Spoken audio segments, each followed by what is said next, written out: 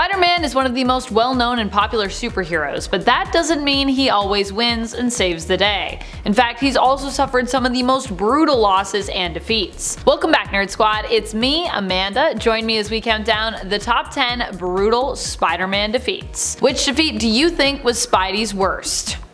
Number 10. Defeated by the Green Goblin. Probably one of the most brutal defeats I can think of that Spider-Man has suffered was his final, or at least final at the time, fight against the Green Goblin. In this fight, which happens in the Ultimate Comics in the Earth of 1610, Peter starts off already being run down after facing the Sinister Six. To finish it off, he also must face Green Goblin, who in this reality is a hulking beast, not just a deranged and evil man on a glider in a mask. Just when it seems like Peter is about to be defeated, even being unmasked at this point throughout the course of the fight, Mary Jane shows up to help, running into Green Goblin with a giant truck. Thanks, Mary Jane. However, this wouldn't be enough, and while Green Goblin would also seemingly perish in the end, so would Peter. Of course, both Green Goblin and Peter Parker would later return, but for Spider-Man, this return wouldn't happen for some time. And even when he did at first reveal himself to actually be alive, he chose to pass his mantle on to the new Spider-Man of the Ultimate Comics and Earth 1610,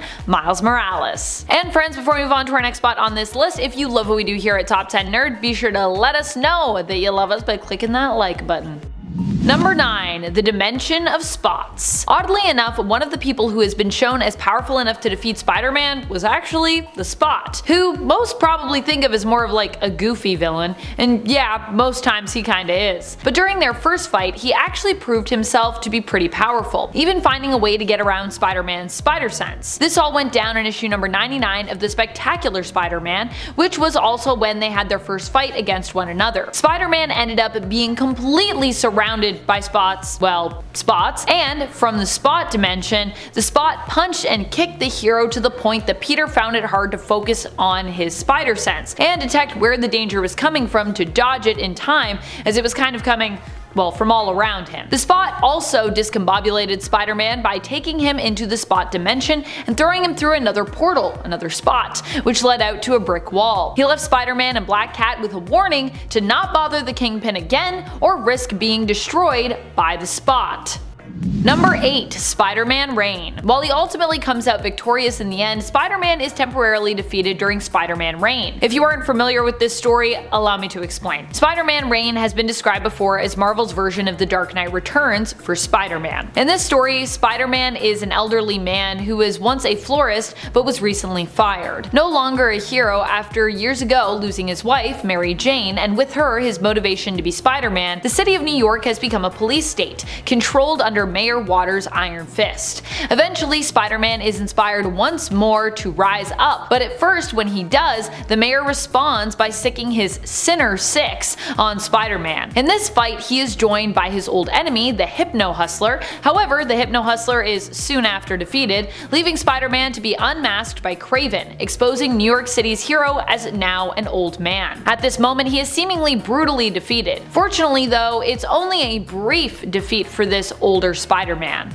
Number 7. Loses his marriage. Possibly one of the worst defeats is also not even a physical one. At one point, Mephisto ends up tricking Peter into giving his marriage away. Well, not really tricking him, and not really Peter alone, as Mary Jane was also one of the two to make this call, but it was still pretty brutal. Not just for Peter, but also for all of us readers. After Peter's secret identity was revealed, a hit was put out on him, but when they missed, they actually hit Aunt May instead, who ended up in critical care and was on the verge of dying. In a bid to save her life, Mary Jane and Peter traded away their marriage to Mephisto, having no choice but to do so if they wanted to keep Aunt May alive. And of course, we can't let Aunt May die. I mean, she's lived for so long. Keep her alive. Number 6. Losing his hand and his wife. This defeat comes to us from the very brutal pages of J.J. Abrams and his son Henry Abrams' Spider-Man comic from 2019. In issue number 1, we immediately start off with Spider-Man fighting against a big villain and his army of semi-organic robot specimens. We later learn that this villain's name is Cadaverous. Almost instantly, Peter's life is changed forever when we see him emerge from the rubble with a badly damaged arm, with a hand that looks like it's barely still attached, to be honest, black and blue from the fight. Mary Jane rushes over to him, encouraging Peter to run. But before either of them do, the battle finds them again, and Mary Jane is insta-killed when she is impaled by one of Cadaverous's impossibly long claws, or fingers. claw fingers. Welcome to 2019's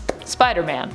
Number 5. Losing his daughter. One of the most heart-wrenching moments in Spider-Man comics for me comes from a very personal moment for both Peter and Mary Jane. This is like a brutal defeat that isn't even like a fight, like a fist fight. At one point, Mary Jane was pregnant and even seemingly gave birth to a baby girl. However, Mary Jane was wrongfully told that the little one did not make it, when in reality Pete and MJ's daughter was actually taken by Allison Mongrain, who was later revealed to be working for Norman Osborn. What Norman wanted with the child, well, we'll never really know, as this was never really revealed to us fans. The only thing that was seemingly confirmed was their daughter's tragic fate, much later on. That is, if we can even believe what Norman says to be true. I personally wouldn't at this point, so I'm still personally hopeful that Peter and Mary Jane's lost daughter could still return one day. Although I don't know how that would work if their marriage no longer existed. Would that affect them having a kid together? Could they have never had a kid together? Does that get erased? Number 4. Got your eye. Morlun actually is the one to feast on Peter's eye. This happens during the story Spider-Man the Other. In this story, Peter finds out he's dying and sets out to try and find a cure. However, not even the greatest scientific minds in the world, including Black Panther and Mr. Fantastic, can find one. He even tries to travel back in time, but that ends up not working out very well either. Morlun at this time was popping up just to say some cryptic stuff to Peter, like, be careful what you wish for, particularly when you don't truly want it. But eventually, the cat is out of the bag, and so Morlun reveals himself and decides to stop speaking cryptically and start kicking butt,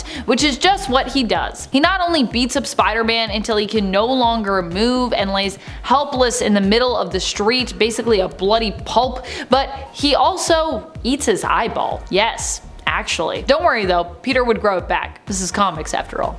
Number 3. Meeting his end. Spider-Man actually died in the comics at one point, and not even when he was inside his own body. This happened when he and Otto Octavius, also known as the villain Dr. Octopus, changed bodies. Body swap! Peter did so unwillingly and ended up being tricked by Doc Ock into doing so. Otto hoped to prolong his life and thwart death by taking Peter's younger body for himself, while his older body, failing, would eventually shut down. Surprisingly, Otto's plan actually succeeded. However, before Peter and Otto's body died, he managed to at least convince Otto to carry on as the hero Spider-Man in his stead. So although he lost kinda overall here, he won that small victory at least, so it's something.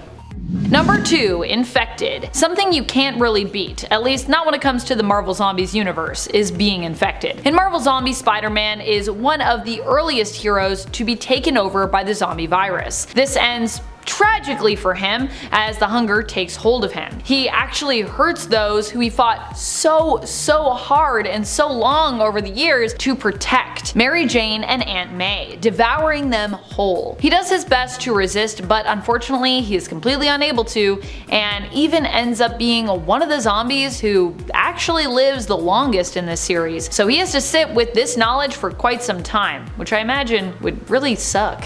Number 1. Death of Gwen Stacy. I think one of the worst defeats that Spider-Man has ever suffered, one of his worst losses, especially in his own mind, is the death of Gwen Stacy. Losing her was one of his biggest failings. This one went down during a fight with the Green Goblin, widely considered to be Spider-Man's main nemesis. As they fought, the Green Goblin used Gwen Stacy kind of as bait. At one point, he tosses her from the top of either the George Washington Bridge or the Brooklyn Bridge, depending on which version of the story we're talking about here. The original one, it was the George Washington Bridge, I believe. While Spider-Man attempts to stop her fall by catching her with his webbing, it's believed that it was actually the whiplash as a result of Spider-Man's move that resulted in her death, causing her neck to snap. We get that terrible snap sound effect. However, Green Goblin has stated before that it was actually the fall that killed Gwen, and that she was actually dead from the shock even before Spider-Man's webbing had touched her. Either way, Spider-Man still blames himself for her loss even to this day. And to be fair, I mean, editors have confirmed that, yeah, Spider-Man